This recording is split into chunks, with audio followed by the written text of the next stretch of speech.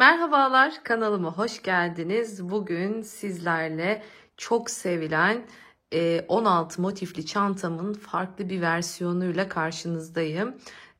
Bu sefer farklı bir motif çalıştım. Üst alt kısımlarını tamamen değiştirdim. Bakın şöyle kahverengisi. Bu kalın bir ipleydi. O yüzden daha büyük oldu. Bu da kırmızı rengimiz. İkisi de astarlandı. Gerçekten şahane çantalar oldu. Bu sefer şöyle hemen göstermek istiyorum. Bakın taban olarak bu şekilde taban çalıştık. Daha önce 16 motiflimizi biliyorsunuz. Dikdörtgen tabanla çalışmıştık ama git gel tabandı o. Bu sefer böyle inci gibi tabanlarınız olacak bu videoda. Tam tamına kalıp yine görüyorsunuz ilmek kaydırmayla birleştirdik. Sap detaylarımız çok sevildi. O yüzden aynen bozmadım. Biliyorsunuz bu çantamız gerçekten o kadar çok sevildi ki çok tutuldu. Hatta bir önceki çantamın ne yazık ki taklit videoları yapıldı. Bu durum beni açıkçası biraz rahatsız ediyor. Bunu da sizlerle paylaşmak istiyorum. Çünkü tasarımı bana ait olan bir çantaydı. Hiçbir şekilde iznim olmadan videolarını ne yazık ki çektiler. Böyle olunca üzülüyorum. O yüzden şimdiden belirtiyorum. Lütfen bu çantamın videosunu çekmeyiniz diyorum. Gerçekten efsane güzel oldu. Hemen şunun da içini göstereyim.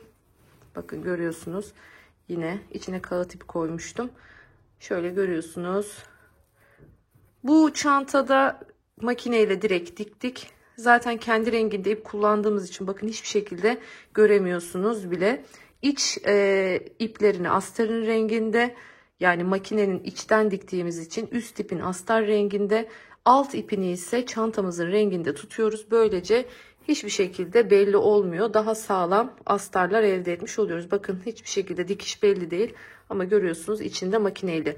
Bu astarda önemli olan sadece bir nokta var. Onu da baştan söylemek istiyorum. Astar videosunu biliyorsunuz. Açıklamalar bölümüne ekliyorum her zaman ama normalde şuradan direkt kıvırıp direkt tek şuradan çekiyorduk.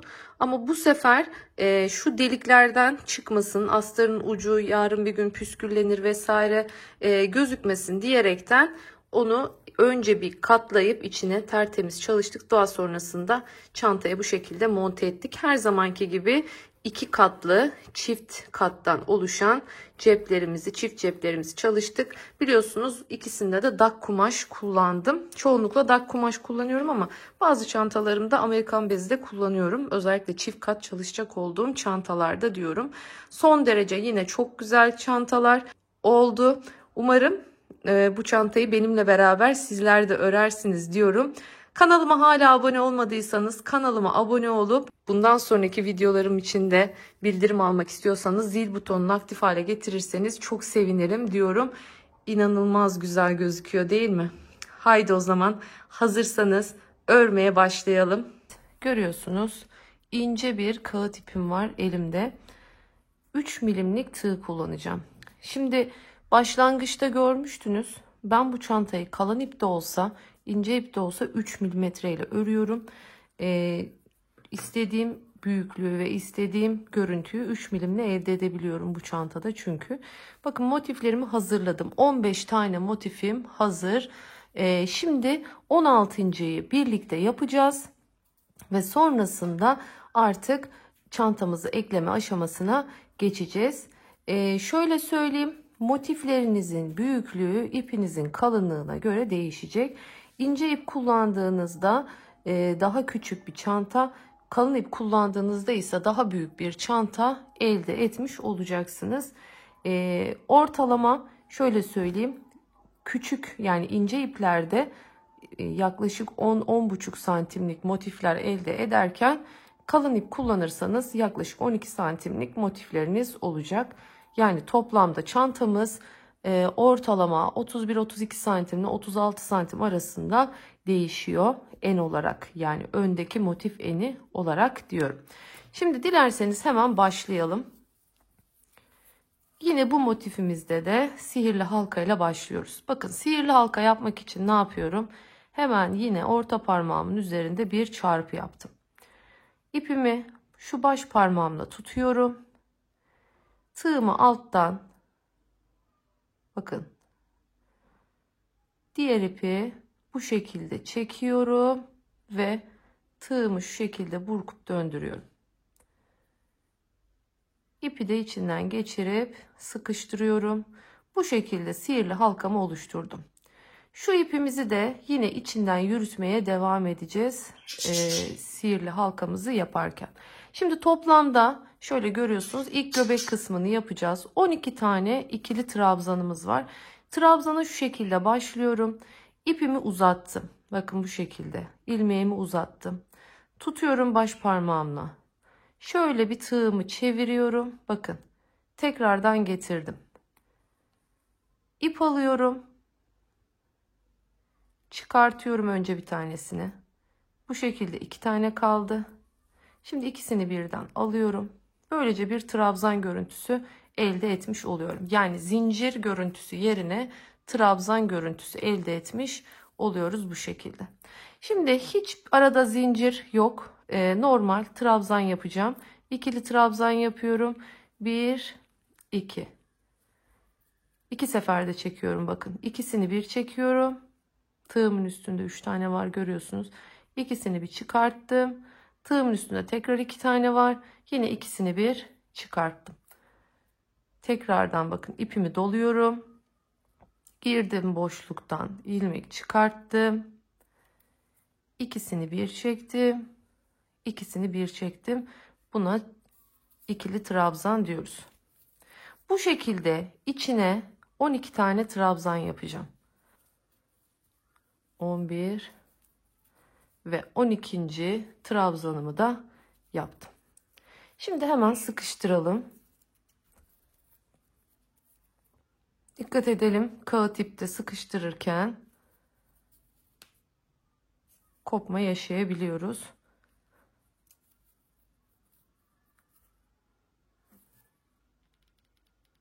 Evet, bakın güzelce sıkıştırdım. Şimdi artık üst sıraya çıkmaya başlayacağız. Üst sıraya çıkarken nasıl çıkıyoruz hemen gösteriyorum. Şimdi şurada görmüş olduğunuz şu ilk yapmış olduğum trabzan benzeri yapının tepesine giriyorum. Bakın onun da tepesinde aynı diğer trabzanların tepesinde olduğu gibi bir V oluşmuştu. Bu V'den girdim. Şöyle bir ilmek kaydırdım. Ve şimdi yukarıya yine aynı şekilde çıkacağım. Bakın ilmeğimi uzattım. Yine çevirdim. Çıkarttım. 2 tane kaldı. Bir daha çıkarttım. Şimdi bu benim ikili trabzanım yerine geçiyor. Ama ben burada bu aşamada üçlü trabzan yapacağım. Üçlü trabzan yapacağım için buraya bir tane daha zincir çekiyorum. Bunu uzatıyorum bu şekilde. Bu benim birinci trabzanım yerine geçti. Şimdi 2 tane de araya zincir için çektim. Ne oldu? Toplamda 3 zincir olmuş oldu. Şimdi hemen tığımı doluyorum. Yanındaki, bakın bu bunun yerine geçti, bu ilmeğin içinde. Yanındaki trabzanın tepesine şimdi 3 seferde çekeceğim. Bakın 1, 2, 3. Araya 2 tane zincir alıyorum. Geldim. Bakın 1, 2, 3 seferde çekiyorum. 1, 2 kere doladım.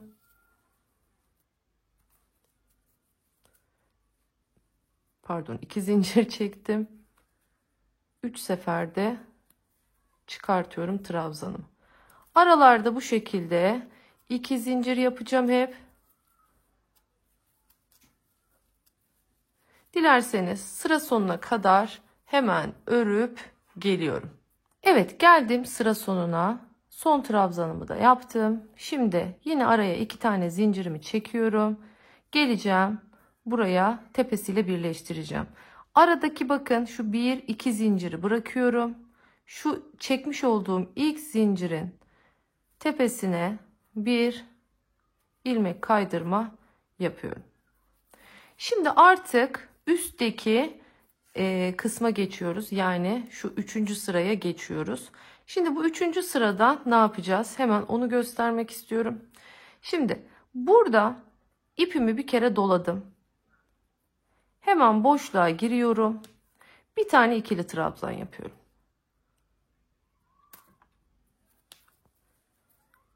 Doladım ipimi. Girdim. 1 2 seferde çıkarttım. Tekrar doladım ipimi. Bakın bu sefer 3 seferde çekiyorum. 1 2 3 seferde çektim. Şimdi araya 1 2 tane zincir alıyorum. Tekrardan giriyorum. Aynı boşluktayım bakın hala. 1 2 3 tane. Bakın 3 seferde çıkarttım trabzanımı. Tekrar doladım, girdim. Bu sefer 2 seferde çıkartıyorum. Yani bir eğim vermeye çalışıyorum burada. Şu üçgenliği oluşturmaya çalışıyorum bu şekilde. Dediğim gibi ikili trabzan, üçlü trabzan, üçlü trabzan, ikili trabzan şeklinde gidiyoruz. Şimdi geldik. Bu boşluğu bitirdik. Geliyorum tam şu trabzanın üzerine bir tane normal sık iğne yapıyorum. Tekrardan ipimi doladım. Şimdi sırada ne var? İkili trabzan var. 1 2 seferde çıkarttım. Şimdi üçlü trabzan. 1 2 3 tane. Evet, 3 seferde çıkarttım. Aldım araya 2 zincir. Tekrardan aynı deliğin içindeyim bakın hala. Yine bir üçlü trabzan. Geldim. Şöyle ikili trabzanımı yaptım. Hemen bu yine bakın trabzanın üzerindeyim. Trabzanın üzerine sık iğnemi yapıyorum. Bu şekilde her bir boşluğu dolduracağım. Son kez bir daha gösteriyorum. İpimi doladım. Önce ikili trabzan. İpimi doladım. 1 2 3 seferde çektim. Araya 2 tane zincirimi aldım. Tekrar girdim aynı yere. Yine 3 seferde çıkarttım. Girdim. 2 seferde çıkarttım. İkili trabzan yaptım. Şimdi geldim yine trabzanın tepesindeyim. Sık iğnemi yaptım. Bu şekilde bütün delikleri doldurup hemen geliyorum. Evet, geldik şimdi sıra başına. İlk başladığımız şu trabzanın tepesinde başlamıştık hatırlarsanız. Şimdi buraya geliyorum. Bir tane ilmek kaydırıyorum ve bu şekilde bu kısmı tamamlamış oluyorum. Şimdi şu kısmı biraz file olduğu için bu çok fazla böyle size oynak gelebilir. Acaba böyle bolluk mu var vesaire gibi düşünebilirsiniz. Olabildiğince yalnız bu örnekte evet elinizi çok gevşek tutmamaya çalışın. Özellikle şu aşamada. Ama dediğim gibi bu normal. Üstünü yaptığımızda şimdi toplayacak. Ne yapıyorum? Şimdi ilmek kaydırmayla buraya geldim ya. Yanındaki trabzanın ikili trabzan yapmıştık bir tane hatırlarsanız. Önce onun tepesine bir tane ilmek kaydırıyorum. Sonra geldim üçlü trabzanın tepesine. Bir tane de buraya ilmek kaydırıyorum. Sonra geliyorum bir de boşluğa bir tane ilmek kaydırıyorum. Yani bu şekilde kendimi görüyorsunuz örneğin tepesine kadar attım. Şimdi artık bakın şu aşamadayız. Yani şuradayız tam olarak. Hemen bunları yapacağız şimdi. Ne yapıyorum? Yine uzattım. Yine döndürdüm. Bakın bir tane geçirdim. Diğerini geçirdim. İlk trabzanımı bu şekilde yapmış oldum. İpimi doladım. Geldim. 1 2 2 seferde çektim. İkili trabzanımı yaptım. Şimdi 3 zincir çekiyorum araya. Geldim. 1 2 2 seferde çektim. Biraz uzatıyorum dikkat ettiyseniz. Yine 2 seferde çektim. Birinci köşemi yapmış oldum bu şekilde. Şimdi şuradaki artık zincir aşamalarındayız. Burası çok kolay ürüyor. Yani bu sıra çok kolay. Çünkü sadece köşe yapıyoruz ve zincir çekiyoruz. O yüzden kolay bir şekilde ilerleyeceğiz buradan. Şimdi 1 2 3 zincir çekiyorum. Tepesine gelip, evet bakın bu şekilde direkt sık iğne ile bağlanıyorum buraya. Yine 1, 2, 3 zincir çekiyorum. Hemen yanındaki tepeye bağlanıyorum. Yine 1, 2, 3 zincir çekiyorum. Yine köşeye geldim. Köşe yapacağım buraya. Geldim. 1, 2 seferde çekiyorum ikili trabzan. 1, 2 seferde çektim ikili trabzan. 2 tane trabzanımı yaptım. Şimdi ortasına 1, 2, 3 tane zincir çekiyorum. Geliyorum. Aynı boşluğun içindeyim hala. Bir ikili trabzan daha. Bir ikili trabzan daha. Bu köşeyi de yaptık. Şimdi geldik diğer kenara. Yine 3 zincir. Birinci tepeye bağlandım. Yine 3 zincir. İkinci tepeye bağlandım. Yine 3 zincir. Geldim diğer köşeye. Bu şekilde bakın gayet artık oturmaya başladı örneğimiz. Hemen diğer tarafı da dolanıp sıra başına kadar örüp hemen geliyorum. Evet, şimdi geldim sıra sonuna. 3 zincirimi çektim. Şimdi buraya ilmek kaydırmayla bağlanacağım. Şöyle birinci trabzanın tepesine girdim. İlmek kaydırmamı yaptım. Şimdi burada direkt buradan çıkmayacağım. Bir ilmek kaydırma daha yaptım. Bir ilmek kaydırma daha yaptım ve köşeye gittim. Artık köşeden yukarıya çıkıyorum. Yine döndürdüm bakın. Yine bir trabzan oluşturdum burada. Hemen bir tane daha yaptım. Araya 1, 2, 3 zincirimi çektim. Aynı boşluğun içine hemen 2 trabzan daha yapıyorum. Bakın görüyorsunuz. Şimdi bundan sonra gördüğüm her trabzanın üzerine trabzan yapacağım. Aynı zamanda kaç zincir varsa boşluklarda o kadar yine trabzan yapmaya devam edeceğim. Hatırlarsanız 3 zincir çekmiştik aralarda. O zaman buralara ne yapıyorum? 3'er tane trabzan yapıyorum. Geldim sık iğnenin üzerine. Yine sık iğnemin üzerine de bir trabzan da buraya yapıyorum. Böylece ilmek sayımı hiç değiştirmeden devam ediyorum.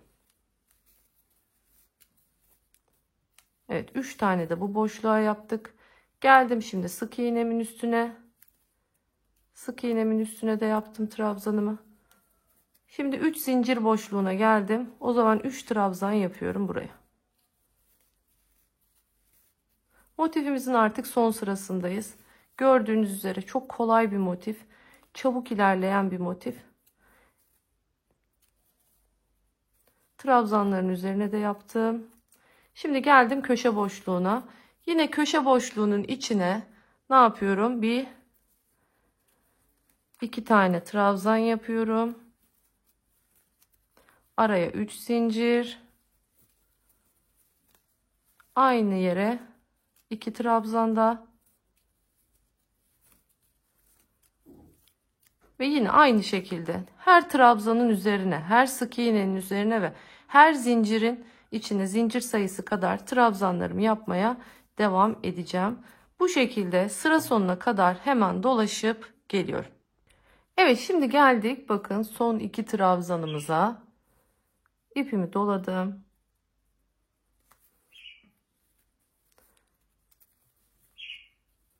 Bunu yaptım. Şimdi diğerini yapacağım. Yalnız burada dikkat edin, ilmek kaydırmada yaptığımız için ikisine birden yapıyorum. Yani normal hem tepesine hem ilmek kaydırmayı da içine alacak şekilde yapıyorum. Evet, burada artık ipimizi kesiyoruz. Örneğimiz bitti. Şimdi şu görmüş olduğunuz ilk değil ikinci trabzanın tepesinden iğnemi geçirdim. Buraya bir ilmek oluşturacağız. Ama bu ilmek sayımız artmasın diye bakın şu gördüğünüz ilk trabzanın tepesine gelecek.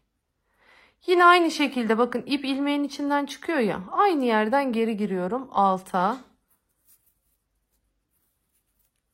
Evet bakın görüyorsunuz hiçbir şekilde belli değil. Aynı ilmeği devam ettiriyoruz bu şekilde. Hemen trabzanın içinden şöyle ipimi aşağıya doğru getiriyorum. Hemen alt tarafa trabzanlarımın şöyle altından ipimi gizliyorum. Bir de biraz da şu tarafa gidelim.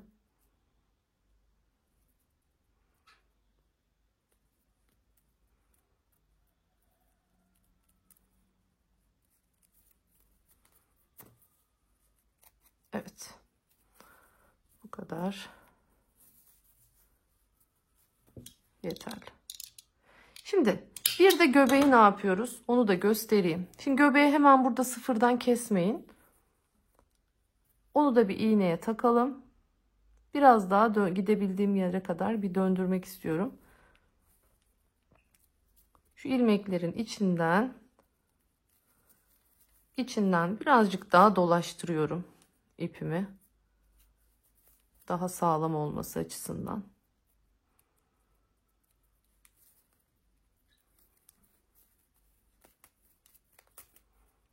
Evet. Yeterli bu kadar. Çok da böyle fazla da hepsini de gizlemeye çalışmayın. Bu sefer de şurada bir böyle tümseklik oluşmasın. Evet. Ütüyü bastığımızda kalıp gibi olacak. Gerçekten son derece kolay, şık ve güzel bir motif oldu. Dilerseniz ben diğer motiflerimi de şöyle bir çok basmayacağım. Bakın onu söyleyeyim. Şöyle çok az. Hafif böyle düzleyecek kadar. Şöyle hafif basacağım çünkü tekrardan ütüleyeceğim. Eğer burada çok basarsam sonra tekrardan bastığımda iyice ipi ezmiş olurum. Hafiften şöyle bir kıvrıklıkları gitsin. O şekilde şöyle bir kabadan bir ütü basacağım. Ama unutmayın lütfen ütülerinizi yüzünden basmayın. İpte ne olursa olsun bir parlama yaşanabiliyor. Yüzünden basacaksanız bez koyun üzerine. Ama onun yerine direkt tersinden ütülemeyi tercih edin her zaman için çantalarınızı. Bir ütülerini basıyorum, geliyorum ve ilmek kaydırmayla artık motiflerimizi birleştirmeye başlıyoruz. Evet şimdi geldik artık örneğimizin üzerine ilmek kaydırmalarımızı yapmaya. Bakın görüyorsunuz son derece güzel oldu motiflerimiz.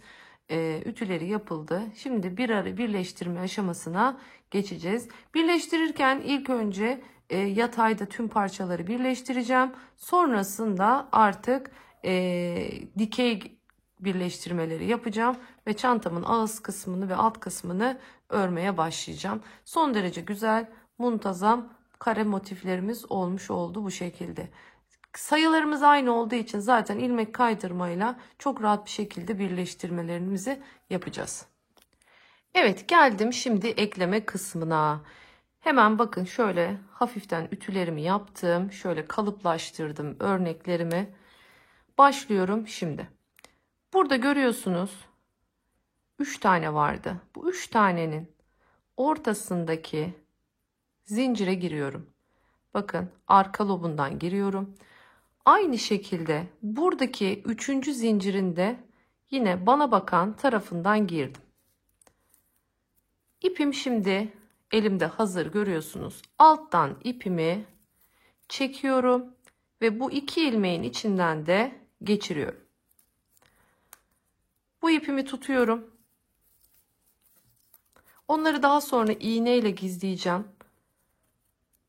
Şimdi geliyorum şuradaki zincire tekrardan ikinci zincirdeyim bakın.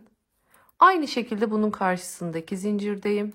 Yine ipimi alttan veriyorum. İkisinden geçiriyorum ve bu ilmeği de artık kaydırıyorum ve birinci ilmek kaydırmamı yapmış oluyorum. Geldim bakın tekrardan. Şimdi trabzanlara geçtim artık. Yine arka lobundan girdim. Bunun da bana bakan lobundan girdim. Çıkartıyorum ilmeğimi. Bakın ilmek kaydırıyorum. Girdim. Buradan da girdim. İlmek kaydırdım. Girdim. Buradan da girdim. İlmek kaydırdım. Bu şekilde ağız ağza gelecek şekilde ilmeklerimi ilmek kaydırmayla birleştireceğim.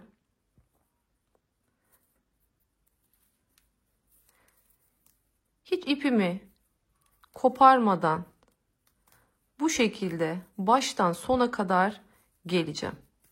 Yani bu ne demek? Yan yana bu şekilde 16 motifi birbirine ekleyeceğim. Şimdi şunu sıra sonuna kadar bir getireyim ben.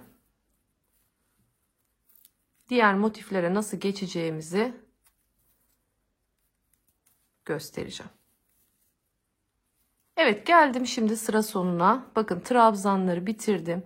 Tam karşı karşıya ekledim bu şekilde. Şimdi yine geldim zincire. Birinci zincir. Buradan da birinci zincir.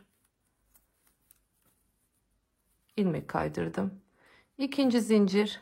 Yine buradan da ikinci zinciri aldım. İlmek kaydırdım. Şimdi burada araya bir tane zincir çekiyorum. Kasma yapmasın motifler köşelerde diye. Hemen diğer iki motifimi de alıyorum. Bakın bu şekilde. Devam edeceğim aynı şekilde. Yine bakın köşedeki zincirden giriyorum. Arka lobundan. Aynı şekilde elim hep altta olacak. Bakın ip hep altta olacak. Burada da köşede zincirinden giriyorum. İpimi alttan çektim. İkisinden de geçirip ilmek kaydırmamı yaptım. Birinci zincirlerdeyim şimdi.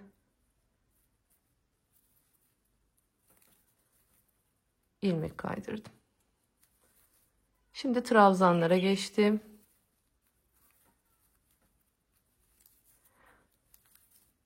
Bütün motiflerim bitene kadar önce bu uzun yatay birleştirmeyi yapıyorum.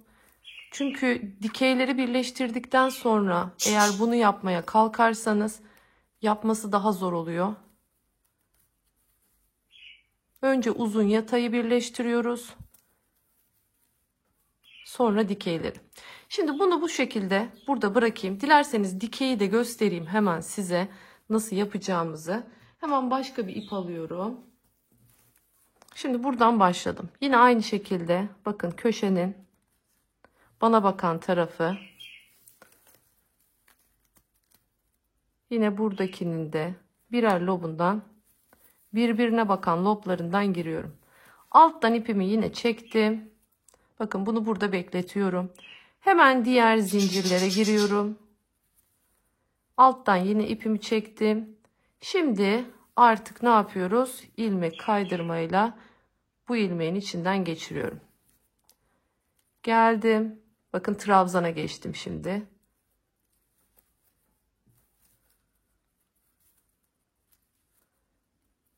Aynı yöntemle yoluma devam ediyorum. Şimdi sıra sonuna kadar bu şekilde geleyim. Bir motifi bitireyim. Şurayı nasıl geçeceğiz onu göstereyim. Yani şuradaki tam o birleşim 4 motifin birleştiği yeri nasıl geçeceğimizi göstereceğim. Oraya geleyim. Orayı da göstereyim. Bütün motifleri bu şekilde ekleyelim, gelelim ve sonra çantamızı artık üst ve alt kısımlarını örmeye başlayalım. Şimdi zincirleri de bakın yaptım, görüyorsunuz. Burada diğer tarafa geçmek için şimdi yine bir adet şöyle bir uzunca bir zincir çekiyorum burada. Bakın tam göbekte üstten zincirimi çektim. Şimdi hemen diğer tarafa geçiyorum. Birer zincirim kalmıştı hatırlarsanız. O birer zincirden devam edeceğim şimdi. Bir taraftan girdim, diğer taraftan da girdim. Bakın çıkartıyorum şimdi ilmeğimi ve ilmek kaydırmayla yoluma devam ediyorum. Trabzanlara geldim artık.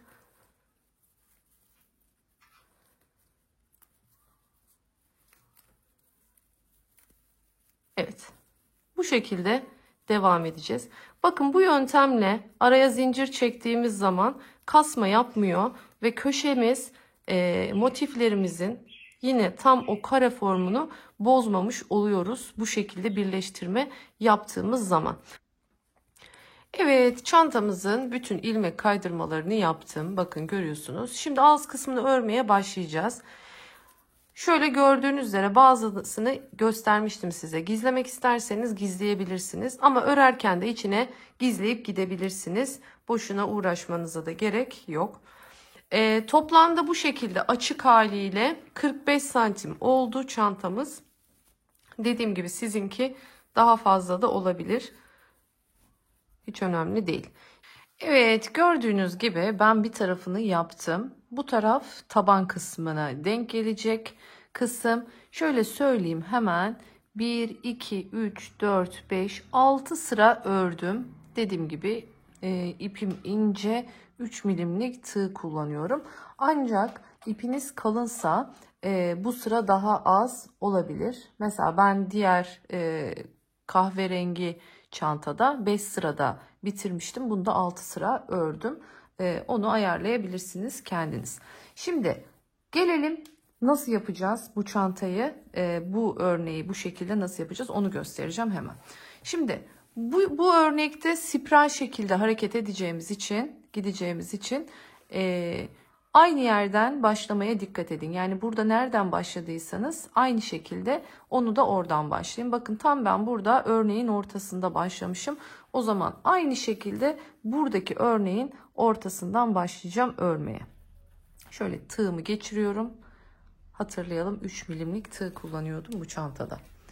Şimdi başlayalım. Çok sevdiğimiz bir örnek ve çok da basit bir örnek çalışıyoruz. Evet, ipimi çektim görüyorsunuz. Şimdi bir tane şöyle uzunca buraya ilmek oluşturdum. Bu ilmeğin şu V'nin görüyorsunuz şu son lobundan giriyorum.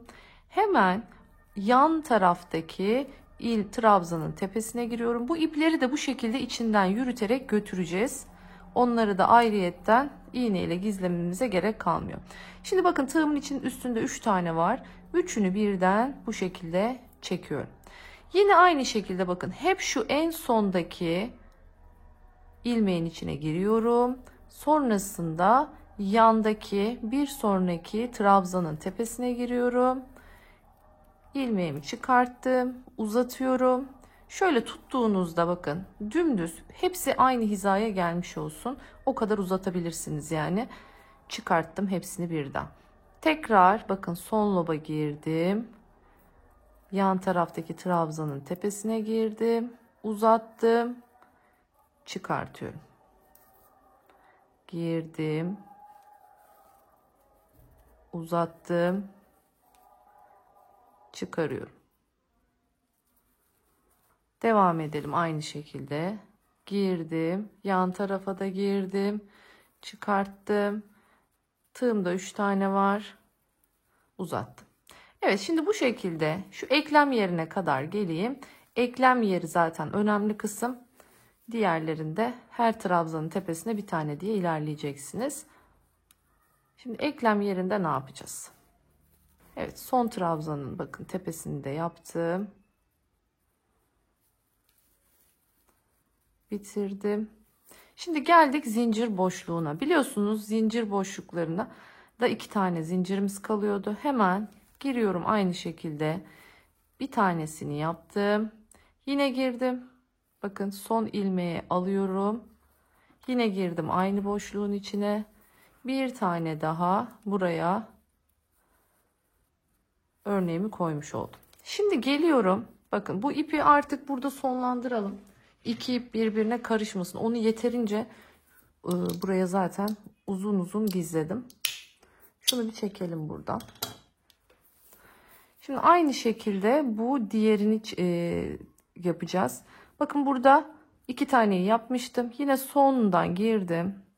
Buradaki en son batılan ilmek kaydırmadan giriyorum. Bir tane de şu göbeğe yapıyorum. Aynı şekilde boşluğa geldim. 2 tane yine boşluğun içine.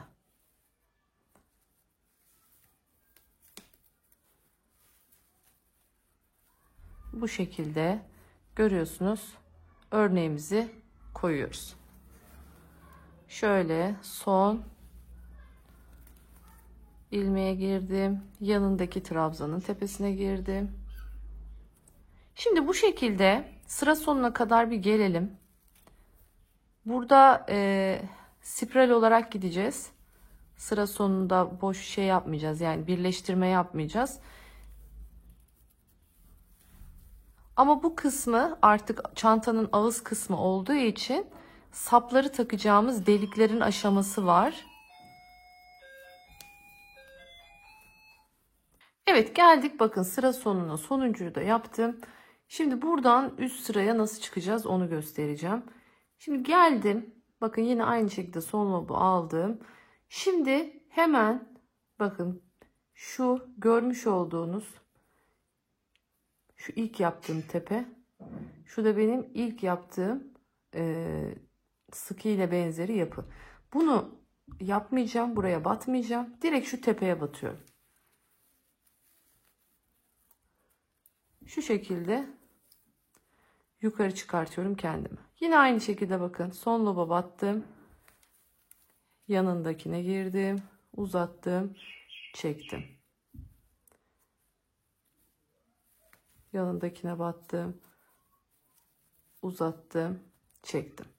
Bu şekilde spirale dönmüş olduk.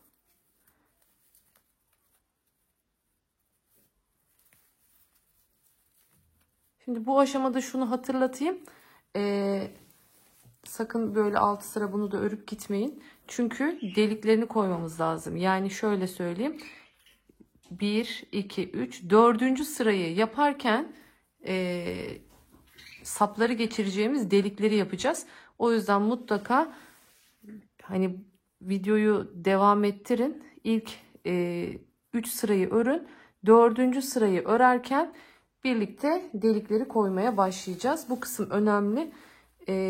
Çünkü diğer 16 motifli çantamda delik koymuyorduk. Çünkü örneğin ara boşlukları zaten vardı. Ama bu çantamızda öyle bir boşluk olmadığı için mutlaka deliklerimizi oluşturmamız gerekiyor. Bakın bu şekilde spiral döne döne gideceğim. Başlangıç yerim zaten belli. Ama yok ben karıştırırım diyorsanız yine de şuraya bir işaretleyici takabilirsiniz. Bu yöntemle ek yeri düzgün olacak, belli olmayacak. Çünkü bu örnekte birleşim yeri ne yazık ki biraz belli oluyor. O izin oluşmaması için bu yöntemle ilerleyeceğiz. Dediğim gibi 4. sırayı örerken delikleri koyalım, birlikte devam edelim. Evet, şimdi geldik artık katlama yerine. Şu görmüş olduğunuz hat, yani motifin kenarıyla bu motifin kenarını şöyle denk getiriyorum.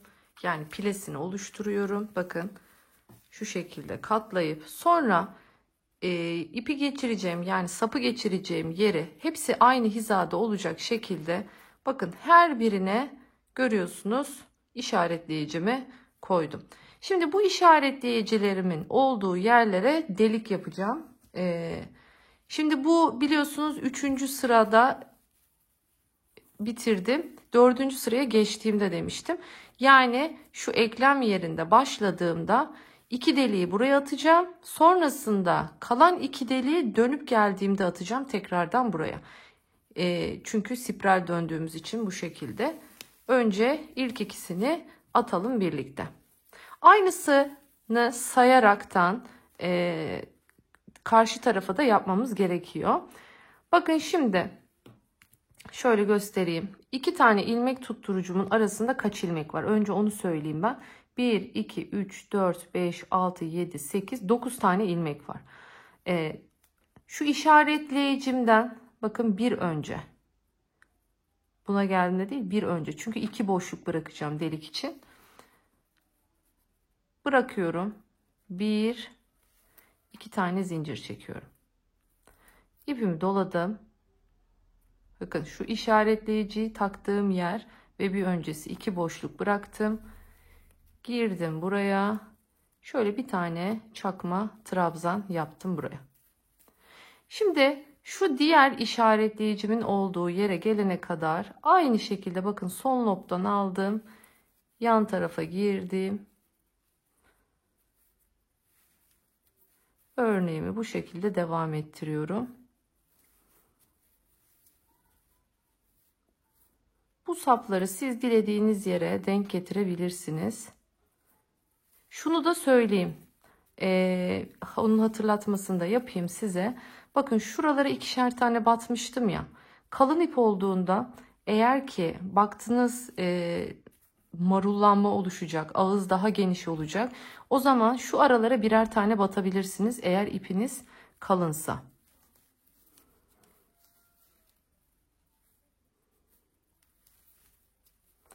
Devam ediyorum.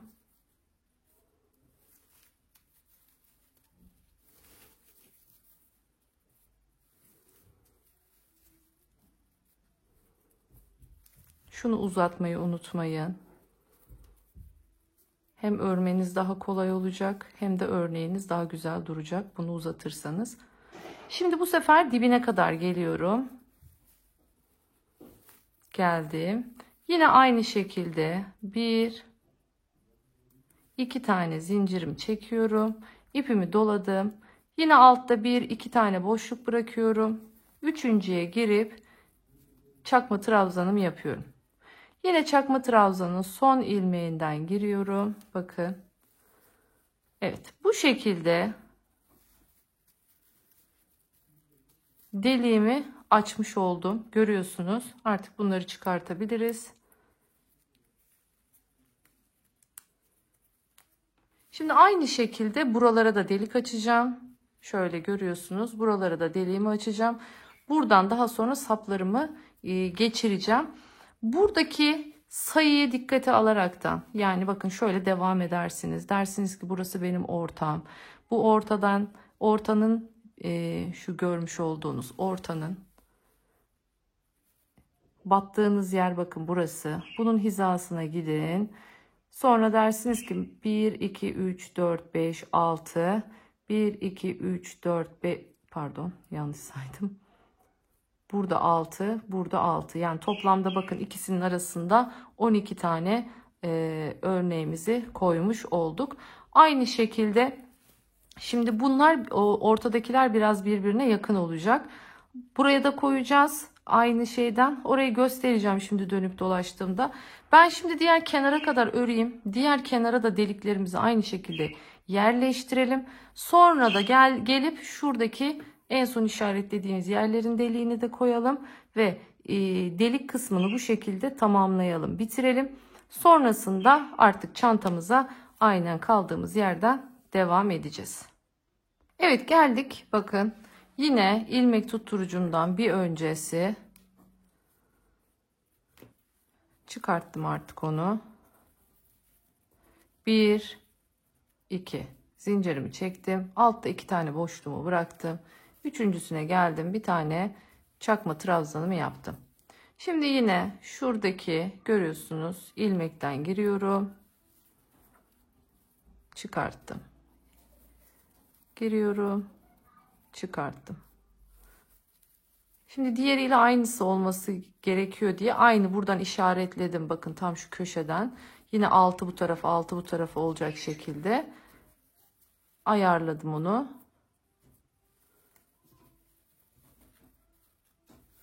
Şimdi deliklerimizi yerleştiriyoruz.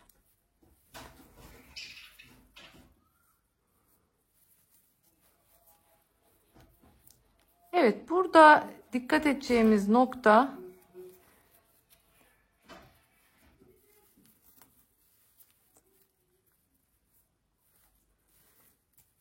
aralardaki sayılarınız eşit olsun. Yani iki taraftaki sayılarınız eşit olsun. Şimdi geldim. Bakın sonuncuyu da yapıyorum. Burada tutturucudan önceki son ilmeğimi de yapıyorum. 12 tane yapmış oldum. Araya. Şimdi yine 2 tane zincirimi çekiyorum.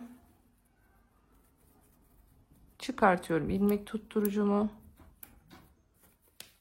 İpimi doladım. 1, 2 tane bırakıyorum. Üçüncüsüne hemen yine çakma trabzanımı yapıyorum. Bakın yine girdim. Örneğimi kurmaya başlıyorum. Şimdi bu sefer kaç tane yapacağız? Bakın ne dedik? Sayılarımızın eşit olması lazım. Geldik buraya. Şu ilmek tutturucumun olduğu yer. Bakın burayı da ayarlayalım yine aynı şekilde. Çıktığımızda 1, 2, 3, 4, 5, 6. Bunu bir kaydıralım. Köşeden 6 olacaktı. Yine diğer tarafa da 1, 2, 3, 4. Şunu da düzeltelim. Şöyle 6. 1, 2, 3, 4, 5, 6 tane boşluk olacak. Hemen yenisine bakın gene taktım. Şimdi şu aradaki yeri bir sayalım. Burada ne olması gerekiyor? Şimdi bu ve bunun yanındaki boş olacağına göre 1, 2, 3, 4, 5, 6 tane tepe olacak. Bakın o zaman aynısını burada yapmam gerekiyor. 6 tane yapacağım. 1, 2, 3 tanesi oldu. Bu dördüncü. Bu beşinci. Bu da altıncı. 6 tane. Şimdi 1, 2 tane zincirimi çektim. İpimi doladım. 1, 2 tane atladım. Hemen çakma trabzanımı buraya yapıyorum. Şimdi ne yapıyorduk? Arada 12 tane vardı. Birinciyi yapmış oldum. Hemen ikinci, üçüncü, 4, 5, 6, 7, 8, 9, 10, 11 ve 12. Bakın yine aynı boşluğu karşı tarafla birebir aynı olacak şekilde buraya da yerleştirdik. Şimdi normal artık 2 tane zincirimi çekiyorum ve bu noktadan sonra devam edeceğim artık aynen karşı tarafa gelene kadar örüp geliyorum. Evet, geldik yine bakın işaretleyicimizin olduğu yere. Artık bitiriyoruz delik kısmını. Çıkarttım. 1, 2. İpimi doladım. Boşluk bıraktım. Bir tane çakma trabzanımı yaptım. Şimdi aynı şekilde bakın son lobuna giriyorum. Örneğimi koyuyorum. Hemen yanındakine 12 tane var aralarda.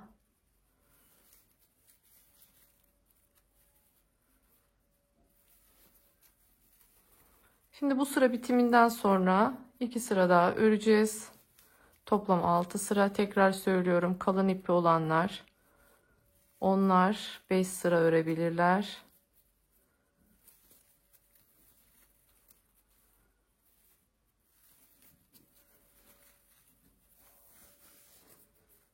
Evet.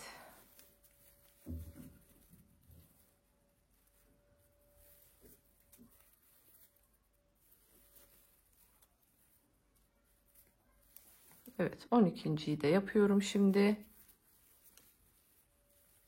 2 kere zincirimi çektim. Çıkartıyorum işaretleyicimi.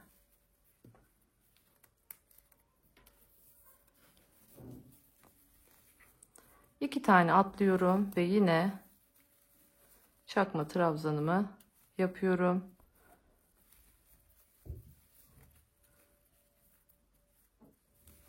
Örneğimi koymaya başladım. Şimdi bu deliklerin içine ne yapacağız?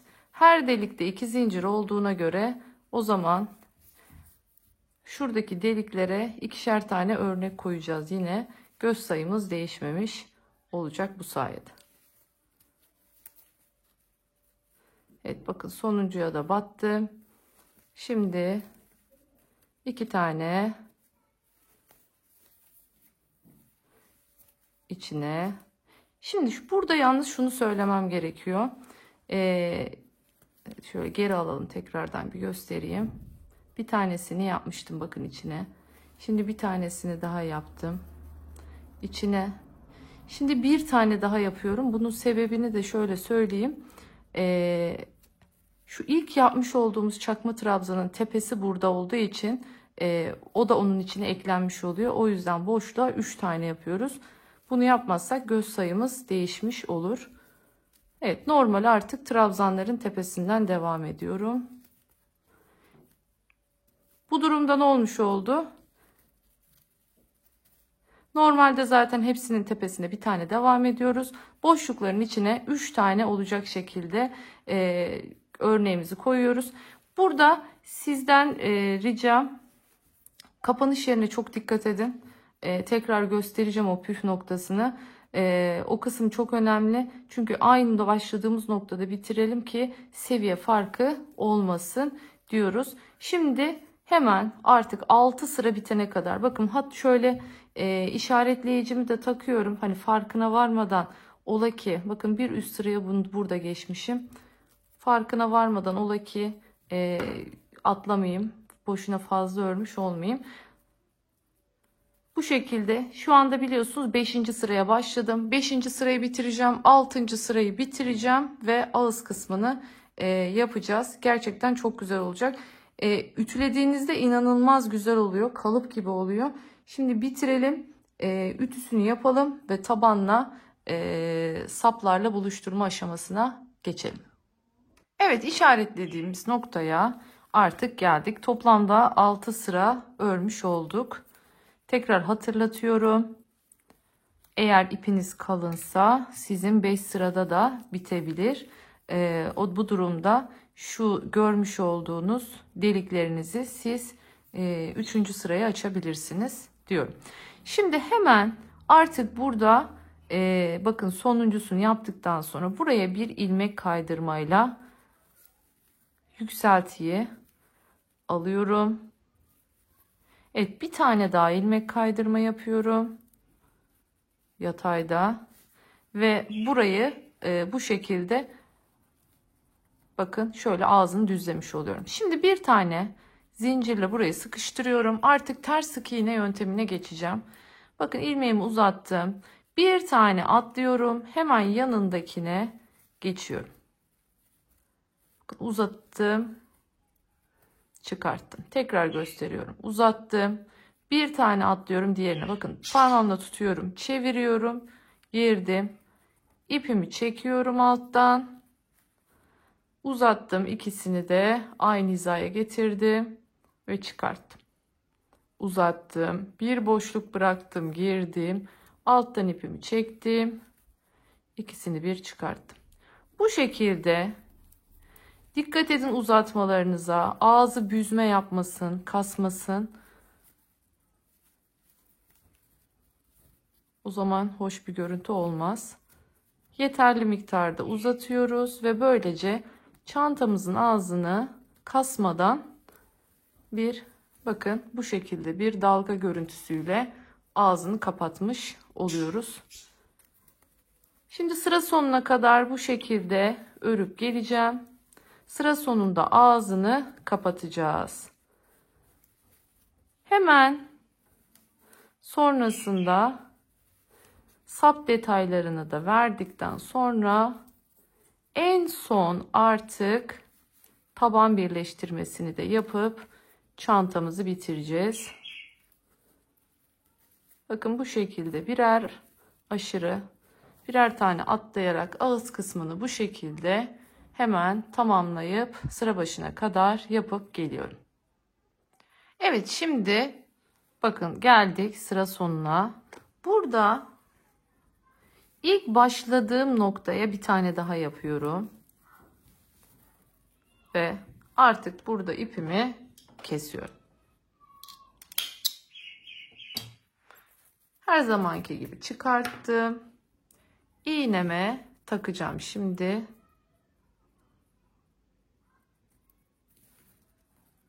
İğneme taktım.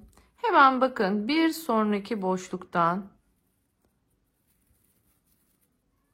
şöyle yukarı çıktığı için bir sonraki boşluk burası oluyor. Girdim. Bu şekilde Sonrasında şöyle içlerinden geçirdim. Ve şuradan ipimi arkaya alıyorum. Ve artık burada şöyle aşağıya indirdim ve bu şekilde içlerinden geçirerek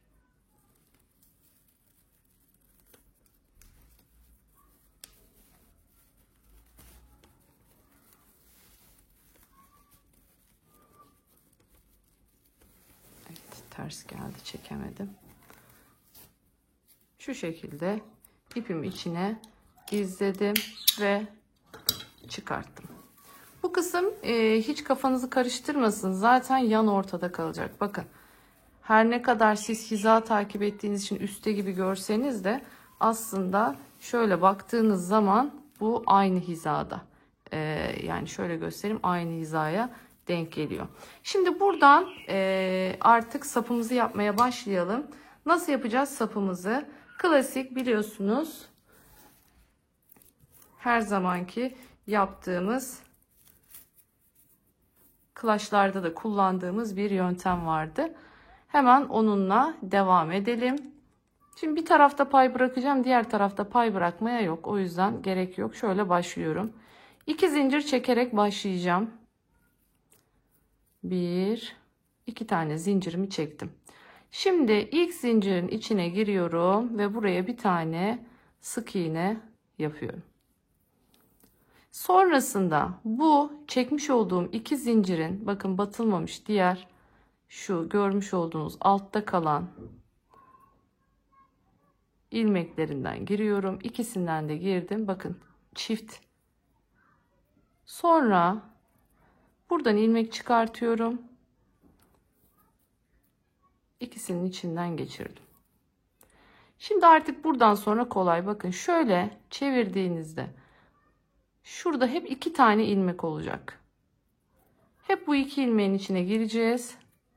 Uzatacağız ve bakın bu şekilde sıkıştıracağız. Döndüm. Bakın yine burada 2 ilmek var. Girdim. Uzattım. İkisini bir çektim. Döndüm. Bakın yine 2 ilmek var. Çıkarttım. Döndüm. Bu şekilde döne döne tam 120 santim olana kadar gideceğiz. Sap tercihi size bağlı. 120 ile 140 santim arasında değişebilir. Eğer saplarınız böyle 60'ar santimlik saplar olsun istiyorsanız bu durumda 120, ama daha uzun 70 santimlik sap istiyorsanız o zaman 140 santim yapmanızı tavsiye ediyorum. Bakın bu şekilde döne döne gideceğim. Hep şuradaki 2'yi alıyorum.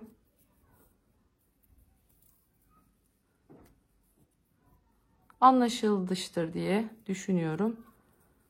Evet, bu şekilde bakın. Böyleyken şurada kalıyor. Şu 2 taneye giriyorum. İlmek çıkartıyorum. Çekiyorum ikisini bir. Döndüm, girdim. İlmek çıkarttım. İkisini bir çektim.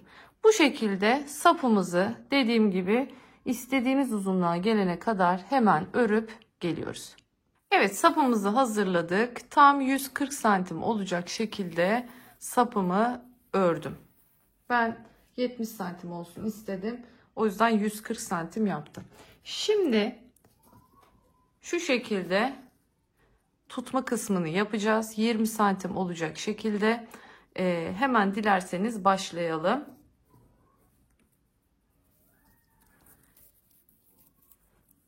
Şimdi bunun başlama farklı yöntemleri var ama ben en kolay yapım haline ilk başlangıçta, çünkü diğer türlü yaptığımda çok fazla ters ören takipçilerim olmuş. O ilk başta, çünkü ister istemez yaparken şu ilk yuvarlağı oluştururken dönme olabiliyor. Sonrasında da o dönmeyi devam ettirip hep içten örmüşler ve finalde bitirdiğinde şu sık iğnenin yüzü değil de tersi dışarıda kalmış. Sonra dedim ki ben bunu daha kolay nasıl yaptırabilirim? Onu düşünerekten şimdi diğer yöntemle göstereceğim. Bakın şöyle bir ip bırakıyorum altında, çok az, çok değil ama hafif bırakıyorum. Şimdi zincir çekerek başlıyorum. Şimdi 9 tane sık iğne için, sizin eliniz daha bana göre gevşekse 8 tane ile de yapabilirsiniz. Benim 8'im çok dar oluyor, yani geçmiyor içinden. Bakın görüyorsunuz, bu 9'lu hali, küçücük bir göbeği var. 3, 7, 8 ve 9 tane zincirimi çektim. Şimdi bir tane de yükseklik için çekiyorum. Toplamda 10 zincir çekmiş oldum. Çevirdim arkasını. Şu arkada artık alıştık bunlara batmaya, biliyorsunuz. Zincirin ortasındaki şu tepecikler var. Buralara giriyorum ve 9 tane sık iğne yapacağım şimdi.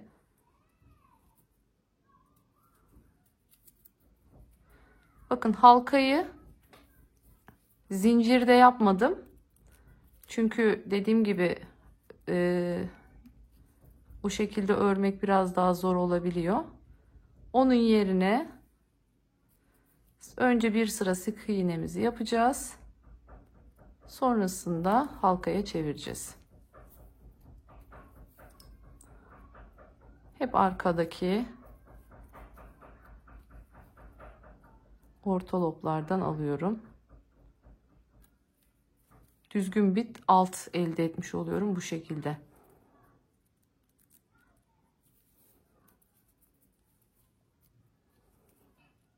Evet, sonuncuyu da yapıyorum.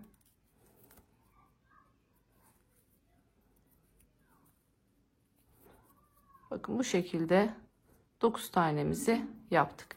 Şimdi yapıyorum, spiral hale geçirmeye başlayacağım.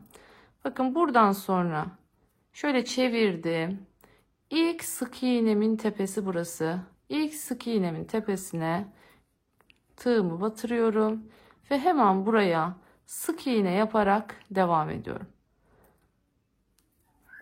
Yanındakine, bir yanındakine, bakın hep sık iğne yaparak artık spiral dönmeye başlıyorum. Şu kısmı, bakın bu ipi o yüzden bıraktım. Şurada bakın şöyle bir ayrıklık oldu ya, bunu şimdi burayı sonra en son iğneyle birleştireceğiz.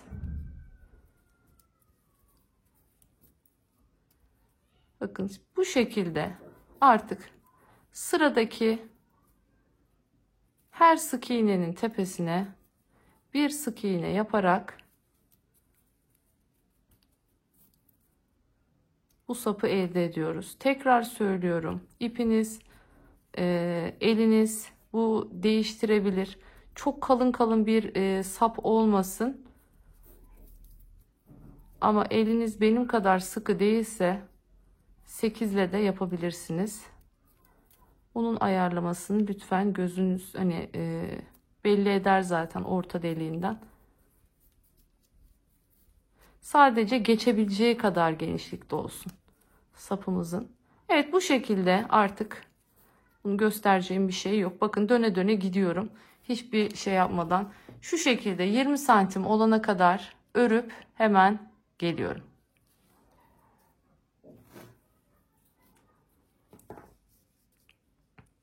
Evet, geldim. Bakın 20 santim oldu.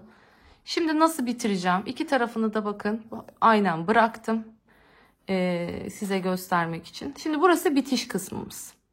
En son bitirdiğimiz yer. Hemen her zamanki gibi iğnemi takıyorum.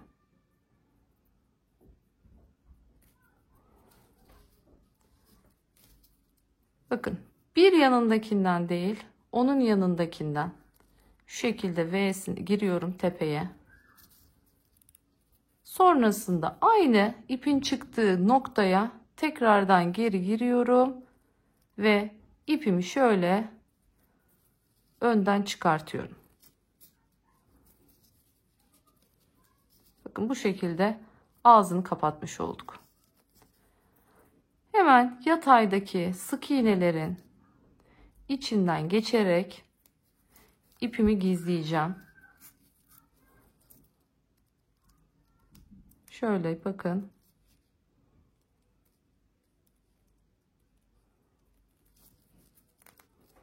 Kağıt ipte biliyorsunuz düğüm yapmıyoruz. Hiç gerek yok. Zaten herhangi bir çözülme yaşamayacaksınız. Bazen sökmek istiyorum mesela. İpi nerelere gizlediğimi ben bile bulmakta zorlanıyorum. Hani asılıyorum gelmiyor. Kendim sökmek istediğimde bile zorlanıyorum. O yüzden içiniz rahat olsun diyorum. Şimdi geldim buraya. Bakın ilk başladığımız yerde şöyle bir açıklık olmuştu hatırlarsanız. Hemen onu da kapatalım. Şu görmüş olduğunuz bakın ilk başladığım yer. Şimdi burayla burayı birleştireceğim. Hemen buradaki V'ye giriyorum. Aynı şekilde tekrar buradan çıkıyorum. Şu ağız kısmını birleştirmiş oluyorum bu sayede. Şöyle tekrardan aynı yere giriyorum. Sıkılaştırdım. Altlardan çıkıyorum. Ve yine aynı mantık. Sık iğnelerimin arasından ilerleyerek yatayda ipimi burada kamufle ediyorum.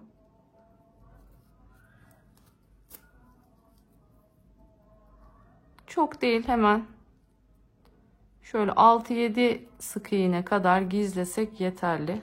Fazla döndürmenize gerek yok.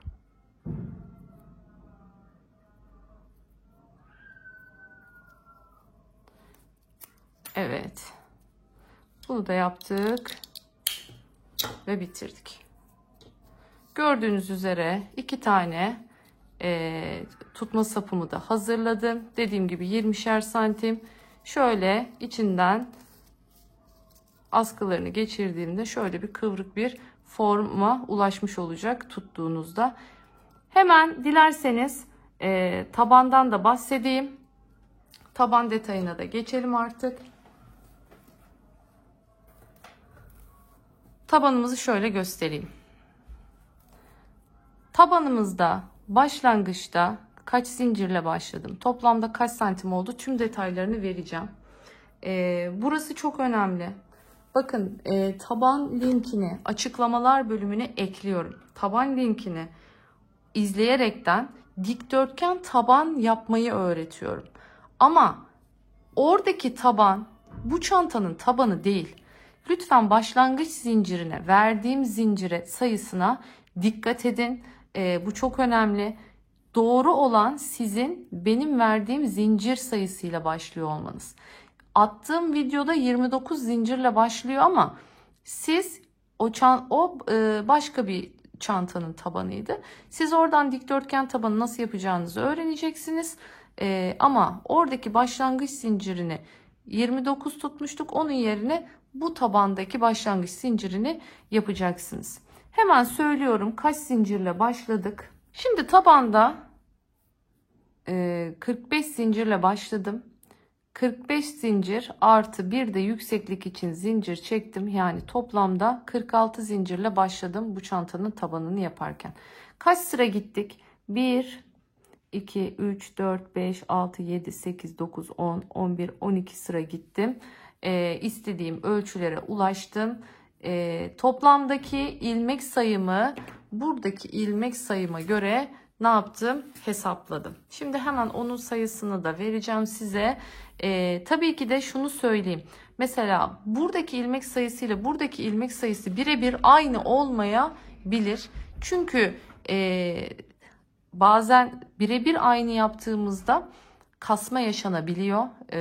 Bazen o yüzden ben bilerekten birazcık tabanı daha az yapıyorum ki köşelerde şu arttırmayı yapabilelim. Nasıl yaptığımızda yine birleştirirken göstereceğim. Evet, şimdi sayıları söyleyeceğim. 191 tane ilmeğim var burada. Şimdi burada ise 182 tane ilmeğim var. Arada 9 fark var. Şimdi bunları 4 köşede ikişer tanesini yedireceğim. Bir tane de eklemeye başladığım noktada yedireceğim ve bu işi bu şekilde bitireceğim. Görüyorsunuz sayı sizinkisi atıyorum 180 olmaz, işte 182 olmaz, 180 olur. İşte 179 olur. Burada eğer bu şekilde farklar oluştuğu zaman bunları köşelerde arada belli noktalarda yedirerekten tabanı oluşturabilirsiniz. Şimdi burada önemli noktamız ne? Bakın delikleri koyduğumuz yerler vardı yukarıda, bunu baz alacaksınız. Yani benim taban birleştirmem mesela burada olması gerekiyor. Bunun hizasında çünkü benim deliklerim. Hemen burada en kolay yöntem nedir? Onu gösteriyorum size. Şimdi sayıyı biliyorum ya, ne kadar yedireceğimi de biliyorum. O yüzden her yerinden tutturma yapmayacağım. İlmek kaydırma yapmam kolay olsun diye. Şimdi şuradaki köşe noktasıyla hemen buradaki köşe noktasını bir sayacağım. Tam orta noktayı bulmak için. Bu köşeyi saymayayım, ortasını sayayım. 1, 2, 3, 4, 5, 6, 7, 8, 9, 10, 11, 12, 13, 14, 15, 16, 17, 18, 19, 20, 21, 22, 23, 24. Yani 12 tane. 1, 2, 3, 4, 5, 6, 7, 8, 9, 10, 11, 12. Evet, 12.'ye girdim. Aynı şekilde şimdi burada da şu görmüş olduğunuz örneğin ortasını bulacağım. Yalnız burada şuna dikkat etmenizi istiyorum. İster istemez biraz sağa kayma olabilir. O yüzden hizasını alın. Yani ne demek istiyorum? Şimdi burada örneğimizin ortası, bakın tam şunun ortası ya. Bunu şu şekilde şöyle ortasını hiza olarak alın. Yani göz sayısını, gözü takip etmeyin. Çünkü gözü takip ederseniz bakın göz böyle bu tarafa doğru geliyor. O yüzden ne yapıyorum? Hizasını alırken şöyle şu şekilde aldım. Bakın hizasını buldum. Hizası tam olarak şurada. Hemen buraya bu ilmek tutturucuyu takıyorum. Bu şekilde. Ben demek ki buradan başlayacağım birleştirmeye. Köşelerde yedireceğim. 2'şer tane yedireceğim. Ve sonrasında en son buraya geldiğimde bir tane fazlalığım kalacak. Onu da burada yedireceğim ve bitirmiş olacağım. Bakın bu şekilde ayarladım. Şimdi dilerseniz hemen başlayalım. İlmek kaydırma işine. Tabanımızı da aradan çıkartalım. Ve böylece artık çantamızın sadece ve sadece saplarını takma aşaması kalacak. Hemen şöyle şuradan bakın arka lobundan girdim. Yine burada da tabii çıkarttım ve unuttum nerede olduğunu. Tekrardan şöyle bir hizalayalım. Evet, şurası iyi gelecek ortası için. Yine bunun da bakın arka lobundan alıyorum. Birbirlerine dönük olan loblarını alıyorum. Şimdi ipimi alttan vereceğim. Şimdi önce birinden sonra birinden ipimi çıkartıyorum. Bakın önce bundan çıkarttım, sonra bundan çıkarttım. Şimdi tekrardan hemen yanındakinin arka lobundan giriyorum. Burada da aynı şekilde yanındakinin arka lobundan giriyorum. Girdim. Yine ilmeğimi çıkarttım ikisinden de ve birbirinin içinden bu ilmekleri kaydırıyorum ve ilk ilmek kaydırmamı bu şekilde yapmış oluyorum. Geldim, yine bunun arka lobu, yine bunun arka lobu. Bakın şuna dikkat edin. Bazen tabanları ters takılabiliyor. Ona da dikkat edelim. Tabanın yüzü. Bakın önümde olan tabanın yüzü. Tersi değil. Bakın tersini göstereyim. Tersi burada. Ben yüzünden yapacağım. Yüzü yüzüne bakacak yani. Sıradaki alttan çekiyorum. İçinden ilmek kaydırma yapıyorum. Şöyle alttan çekiyorum. İlmek kaydırıyorum. Bu şekilde şimdi köşeye kadar bir gelelim. Şimdi köşede nasıl yedirme yapacağım? Onu göstereceğim. Tel çektirmemeye çalışın burada. Yanlışlıkla alttan tel çekebiliyor. Ona dikkat edin. Burada İlmek kaydırmalarınızı yaparken şuna çok dikkat etmenizi istiyorum. Çok gevşek olmasın, kötü bir görüntü olur. Böyle kabartı gibi bir görüntü olur. Çok da sıkı olmasın. Bu sefer de kasma yapabilir. O yüzden tam böyle sık iğnelerinizin tepesinin genişliğinde olacak şekilde ilmeklerimizi kaydırarak devam ediyoruz. Şimdi geleceğiz köşeye. Bakın nasıl yaptığımı göstereceğim. Köşeler biliyorsunuz üçlü. Bu üçlünün o yüzden bir ilki, bir sonuncusu. Yani tam ortadakini bırakacağım. Bu üçlünün birincisine ve üçüncüsüne 2 kez ilmek kaydırma yapacağım. Şimdi bakın geldim. Şu ortayı değil, bir öncekine girdim. Hemen sıradaki yere ilmek kaydırmamı bir yapıyorum. Şimdi bu bir kere yapmış oldum. Şimdi aynı deliğin içine bakın tekrar giriyorum. Yine sıradaki ilmeğin içine giriyorum. Kaymışım biraz. Bakın aynı ilmekte şimdi 2 tane ilmek kaydırması yapmış oldum. Geldim şimdi tam köşeye. Köşedekinde bir değişiklik yok. Buraya bir tane birebir şeklinde yaptık. Şimdi geldim sıradakine. Bu sıradaki benim 3. olan ilmeğim. Bu iğne ile yaptığım ilmek kaydırma olduğu için biraz girmekte zorlandım. Evet, sıradakine giriyorum.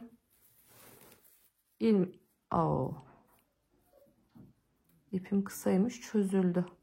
Kalsın. Buna yapacak olduğumuz hemen altındakine yapalım. Demokraside çareler tükenmez.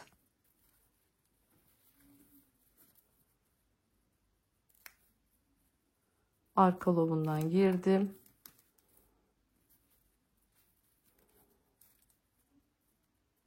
Bu bir. Aynı yere bir daha girdim. Sıradakinin içine giriyorum. Evet. Bakın bu şekilde köşeyi dönmüş oldum. Ne yaptım? İki tane şuradaki 2 ilmeği buradaki tek ilmeğin içine, buradaki 2 ilmeği buradaki tek ilmek içine ilmek kaydırmıştım ve bu sayede 2 gözü burada yedirmiş oldum. Şimdi sıra sonuna kadar birebir şeklinde geleyim. Şu köşede bir kez daha göstereyim. İyice anlaşılsın burası. Çünkü bunlar her zaman yaşayabileceğiniz problemler. Yani taban ölçüsüyle üst ölçünün en boy oranları uyuyordur ama ilmek sayısı uymuyordur. Aralarda böyle yedirme diyoruz biz ona. Ufak tefek böyle ilmek kaydırmalarda çift batmalar yapılabiliyor. Bunu tekrardan iyice anlaşılmış olsun. Bu köşede tekrardan göstereceğim. Evet, şimdi geldik. Bakın her yerini birleştirdim. Buraya geldim. Şimdi artık şu köşeyi nasıl yapıyorduk bir tekrardan hatırlatmak istiyorum. Şu köşede görmüş olduğunuz 1, 2, 3 ilmek var. Birinci ilmek, o 3 tanenin birincisinin arka lobundan girdim. Burada da sıradaki, bakın şöyle sıradakinin arka lobundan giriyorum. İpimi alttan verdim. Şöyle çıkarttım. Bir tane ilmek kaydırmamı yapıyorum. Şimdi aynı yere tekrardan giriyorum. Bakın tabandaki aynı ilmeğe tekrar giriyorum. Ama burada sıradakine giriyorum. Yani tabanın bir ilmeğine, gövdenin 2 ilmeğini böylece birleştirmiş oluyorum ilmek kaydırmayla. Evet. Şimdi köşedekindeyim. Köşedekini aynen sıradakine yapıyorum bir tane.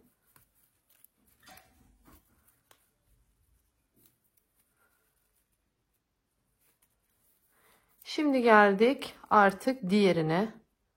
Bakın şimdi buna da 2 tane yapacağım. Şöyle birincisini yapalım. Artık ipimiz alttan almak biraz zor oluyor. Yerimiz az kaldığı için. Şöyle birinciyi yaptım bakın. Aynı yere tekrar girdim. Sıradakine giriyorum. İpimi alttan verdim ve ilmek kaydırmamı yaptım. Bakın bu şekilde köşede 2 tane yedirme yapmış olduk bu sayede.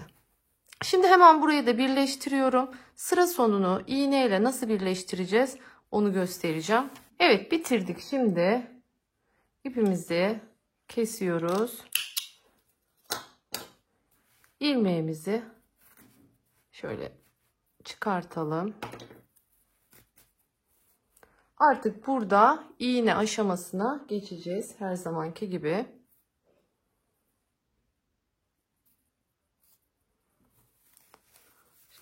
Şöyle göstereyim. Bakın şuradan başlamışım. Şuradan başlamışım. Burayı değil.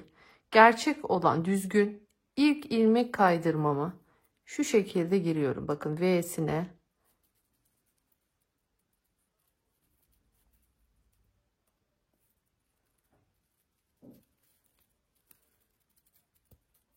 Evet, girdim. Şimdi aynı bakın ipin çıktığı yer görüyorsunuz. Tam burası. İpin çıktığı yerden giriyorum. Ve hemen şöyle sık iğnelerin olduğu hizadan bu şekilde çıkıyorum.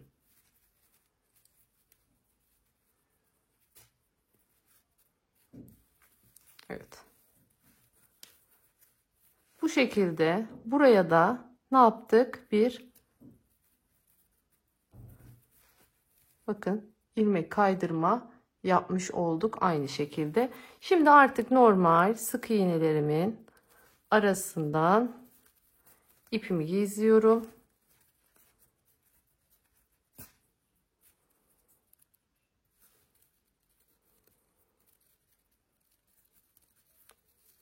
Şöyle zorlanırsanız şu şekilde pense yardımıyla da çekebilirsiniz. Bu kadar yeterli. Kestim. Artık tabanım hazır. Şimdi geldi sıra artık ütüleme işlemine. Şimdi nasıl ütüleyeceğiz? Hemen onu da söyleyeyim. Bakın çantanızın ütüyü içine sokuyoruz. Güzelce buharlı böyle güzelce basıyoruz ütümüze. Sonrasında şimdi tabanımız biliyorsunuz ütülüydü ama şu şekilde birleştirdiğimizde ister istemez hafif böyle şeyler olur. Böyle potluklar gibi görüntüler olur. Bunu nasıl önleyeceğiz? Çantamızı normal şöyle göstereyim. Şu şekilde normal tabana koyacağız. Ütüyü içine bakın ütüyü içine sokup bir tabanı da bu şekilde bu formdayken ütüleyeceğiz. Aynı şekilde gövdeyi de lütfen üstünden basmayın. Yüzünden basmayın. Her zaman ütüyü içine koyup içinden ütülemenizi yapın. Ütülediğinizde kağıt ip gerçekten bambaşka bir forma dönüşüyor. Kalıp gibi böyle pürüzsüz bir görüntü oluyor. Zaten kusursuz bir taban yaptık. Bakın tam tamına ölçü hesapladığımız gibi oldu. Köşelerde arttırma yaptığımız için herhangi bir kasma yok. Dümdüz, pürüzsüz bakın. Harika bir taban hattı da çalışmış olduk. Her şeyimiz hazır. Dilerseniz hemen ütüsünü yapalım. Ben şöyle söyleyeyim. Astarlama kısmını da halledip saplarını ondan sonra takacağım. Neden derseniz çünkü astarı makineyle dikeceğim çantaya. Elde tutturma yapmayacağım. Makineyle dikeceğim için de saplardan önce astarı hallederseniz makinenin ağzında daha rahat çalışmış olursunuz. Sapı daha sonra takmanızı tavsiye ederim. Astarlayayım, ütüleyeyim, her şeyini hazırlayayım. Sonrasında sapları nasıl takacağız, nasıl birleştireceğiz ve şu görmüş olduğunuz bunun içinden nasıl geçireceğiz hepsini göstereceğim. Daha sonra devam edeceğiz. Evet, artık tüm hazırlıklarımızı yaptık. Çantamızın sadece sapı kaldı. Hemen şöyle göstermek istiyorum. Bakın astarını da şöyle. Şimdi bu çantalarda şuna dikkat etmenizi istiyorum. Şu ağız kısmını biliyorsunuz buradan delikler çıkıyor. O yüzden astarınızı mutlaka o kısmını temiz olması açısından içine kıvırın. Bu çok önemli. Bakın görüyorsunuz yine şöyle çift cepli bir astarımız var.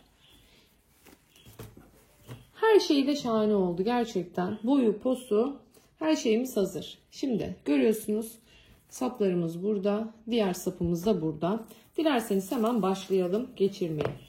Şimdi öncelikle görüyorsunuz ön taraftaki delikten başlayaraktan sırasıyla yan delikler, birinden giriyorum, diğerinden çıkıyorum.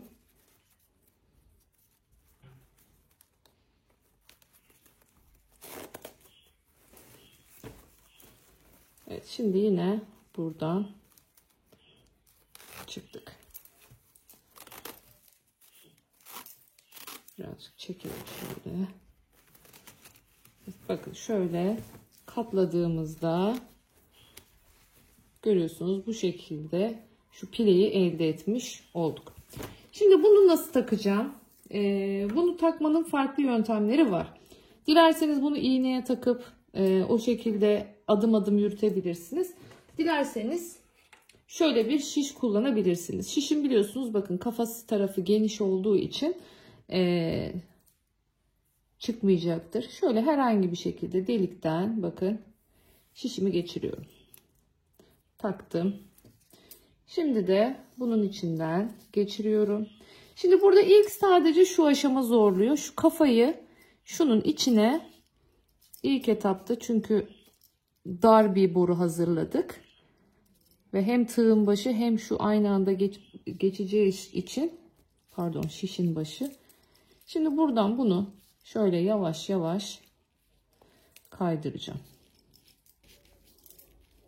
Şimdi yavaş yavaş aşağıya doğru bakın görüyorsunuz gayet kolay bir şekilde geçirmiş olduk bu şekilde. Şimdi bunu burada bırakıyorum. Şimdi karşıya da şişle geçelim, daha kolay bir şekilde geçebiliriz.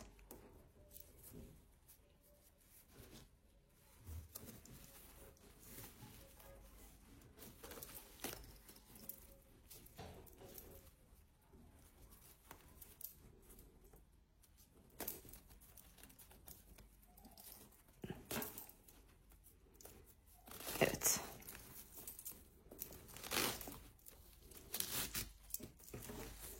Geçirdik burayı da. Şimdi bunun içinden de geçtik mi bitecek. Aynı işlemi burada da yapacağım. Bakın bu biraz daha ağız kısmı genişmiş. Hemen kolayca takabildik. Evet, artık çıkartıyorum. Şimdi şu ip daha uzun. Bu ipi geçiriyorum iğneme.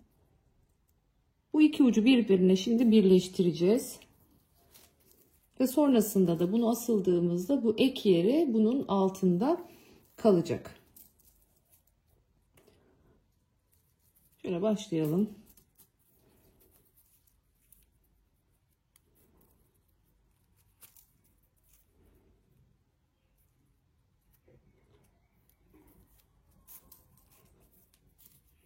Bakın bir karşıdan giriyorum. Bir tane bu taraftan giriyorum.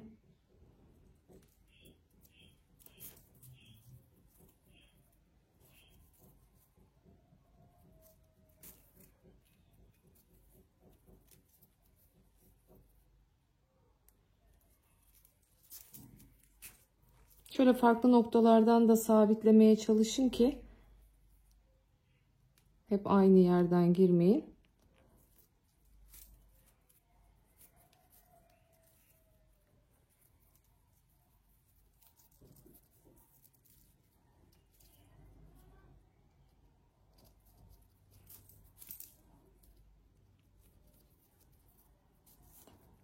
Evet, bu şekilde şimdi bakın ağız ağza bunu ekledik. İplerimi hemen ne yapacağım? Gizleyeceğim. Dilerseniz şöyle sağlam olsun öncesinde bir dedim ve ipimi koparttım, görüyorsunuz. Neyse ki o uzun uzadıya dolaştırdığım ipimde. Şimdi bunu da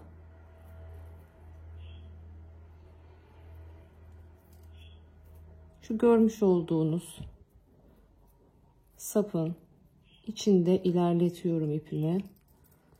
İğnemi pardon.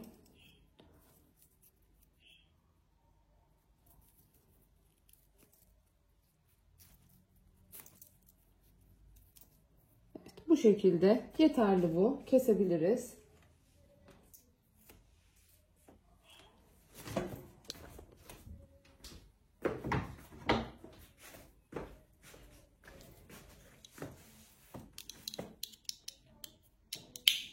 Evet.